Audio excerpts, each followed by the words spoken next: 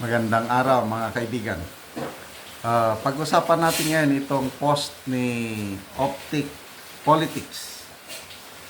Sabi niya, this is also a lying, sinungaling ba? Lying cunt. Be careful, Saldico, because the late Joker Arroyo might hit you with a black wind. You might also turn around. Okay.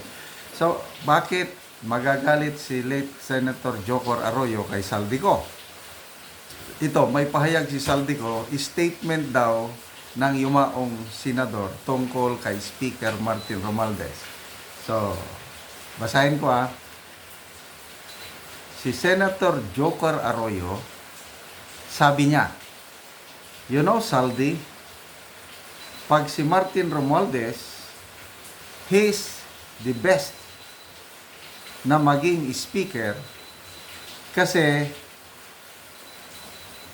sabi niya matalino at may puso and the best president. Ulitin ko.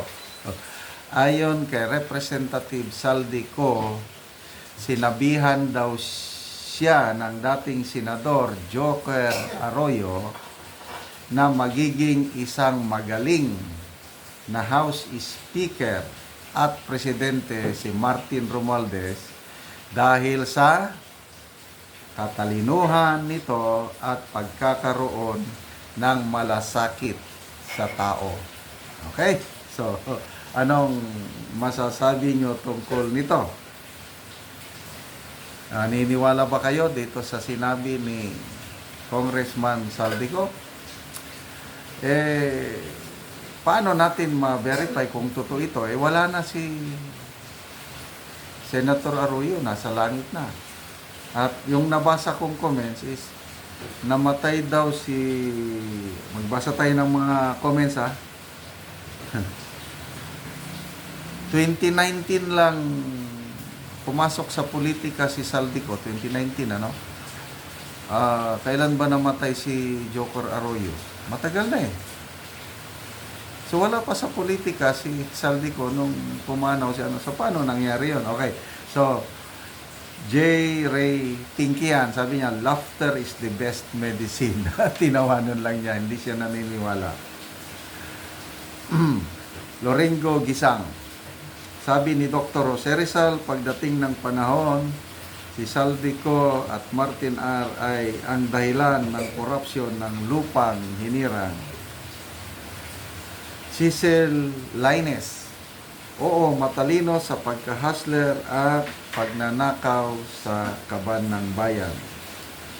Edgar Llanes, partners in crime.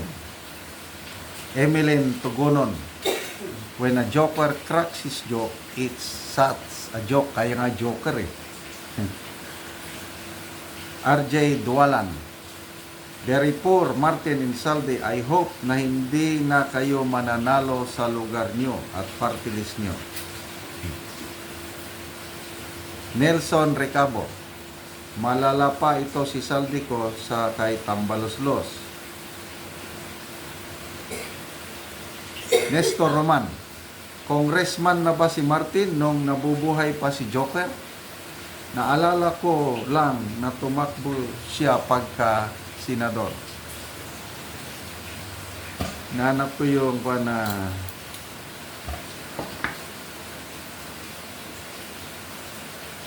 basta mayroong anong year namatay si Senator Arroyo, o hindi pa congressman itong si Saldico. So, wala na, hindi na natin ma-verify kung totoo itong But anyway, parte na ito siguro ng pagpapa-enhance sa image ni Speaker Martin Romualdez. Kasi kinot ang isang Batikan, respetadong senador. Ako, hangang-hanga ko dito kay Senator Joker Arroyo.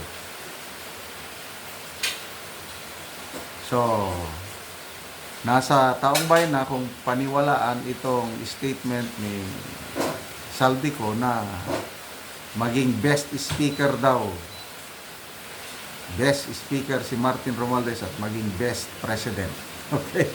So, best siguro dahil napaka-sipag niyang speaker, lahat na lang ng trabaho, pati trabaho ng executive, ginagawa niya.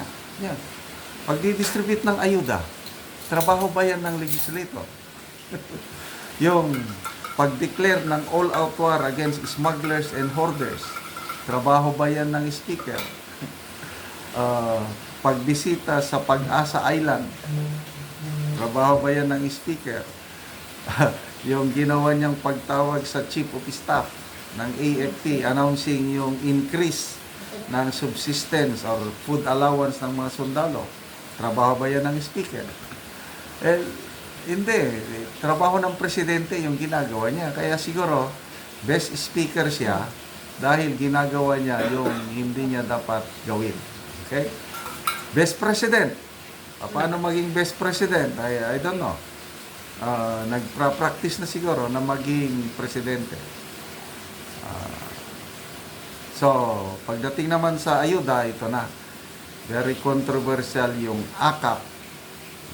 Yung ibang ayuda ng DSWD, okay, yung for peace. Ang gandang ayuda yan, talagang natutulungan yung mga nangangailangan. Bakit tinanggalan ng 50 billion? Bakit ang pinunduan yung ayuda na nirereklamo ng taong bayan? Si Mayor Magalong na mismo, lately nagsalita na parang sarili nilang pera, yung pera ng taong bayan na pinamumudbog by sinabi pa na 777. Ano yung 777? Ang mga kongresista na sumasama sa sorte ni Speaker Romualdez sa pagdidistribute ng ayuda, may 7 million na AX, 7 million na AKAP, 7 million na tupad, 21 million. So, yun po. Best speaker and best president. Anyway, speaking of ayuda, tayo po namimigay po ng ayuda. Kayo po kasama ito sa pamimigay ng ayuda. But hindi yung ayuda na band-aid solution. Kundi consistent po na pagtulong. Tinutulungan natin yung Kalaan-Big Tribe sa Bukidnon.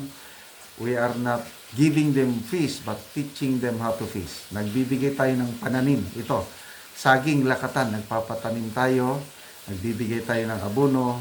Tinuturoan natin sila sa tamang paraan sa pagtatanim ng abono para pagdating ng panahon, they can stand on their own. Ito ang tunay na ayuda. Panoorin nyo ang video na ito. Mauna ni ang ilang tinanom nga mga saging, nindot kayog tubo. Ilang ga makita ra nga dagan ang ilang gitanom og mga nindot og tubo. Ako ning duolon. Gaon sa kadiya. Gabono, kang kinsa man ning sagingan? Kang Aki. Nindot kayong tubo sa imong saging. Padayon na lang gyud ni pag-atiman kayo, tanawan nindot kayo. Sa isa ka bulan kapila ka mag-abono? Kaduha. Sa kada duha ka semana mag-abono, mo day nga tambok kayo. Nindot kayo siyag tubo. Ay, lagi ba? Nindot kayo tubo imong. Pila ni tanan kapunuan imong saging? Mga 80 murag 80 ra mo ni tanan. 80 kapunuan. Nindot kayo. Namay na nga daot ko. Kapit malunta ni gatos. Oo. Nindot kaayo ang kuan 80 kapunuan. Mahal ra bagid karon ang kuan. Saging. Oo, nindot kayo at least nga mamunga ni siya. Nga imong giabunuhan og padayon, dali kanang imong giabuno, dali na siya nga makapaunod o makapatambok sa yuta.